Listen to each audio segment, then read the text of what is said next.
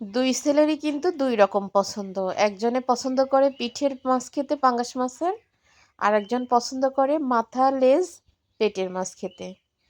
তো যেহেতু পেটের মাছ দিয়ে ভাত খাওয়াচ্ছি, বড় ছেলেরই ভাত খাওয়াচ্ছি। তো এইখানে হচ্ছে কুমড়া বড়ি দিয়ে পাঙ্গাস মাছ দিয়ে আলু দিয়ে রান্না করেছি।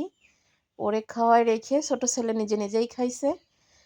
আসলে ছেলে মেয়েদেরকে খাইয়ে দিতে কিন্তু আমার অনেক ভালো লাগে, কিন্তু ব্যস্ত সময় না, যখন ফ্রি থাকি তখন। কত সুন্দর হয়েছে কুমড়া বড়ির তরকারি দেখেন, একদম বড়িগুলা কিন্তু তরকারির ঝোলে একদম পুরো চপচপ করতেছে, চাপলেই কিন্তু তরকারির ঝোল পড়তেছে। তো সত্যি কিন্তু এত মজা হয়েছে তরকারিটা, বিশেষ করে কুমড়ো বড়ির জন্য। কুমড়ো বড়ি ভালো লাগে হচ্ছে এক শীতের সময়, আর এক ভালো লাগে হচ্ছে বৃষ্টির সময়। তো বৃষ্টির সময় কুমড়া বড়ি দিয়ে জ্যান্ত মাছ রান্না করলে কিন্তু সত্যি অনেক ভালো লাগে। বড় ছেলেকে খাইয়ে দিয়ে আমি বসলাম খেতে, যেহেতু আমি পাঙ্গাস মাছ খাবো না।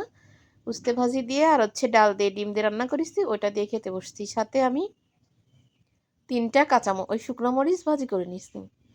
ভাজি করে নিয়ে একটু লেবু চিপড়ে নিয়ে ঝাল ডলে নিয়ে ডিম ভেঙে নিয়ে ভাত মাখায় কিন্তু সেই একটা মজা পেলাম খেয়ে।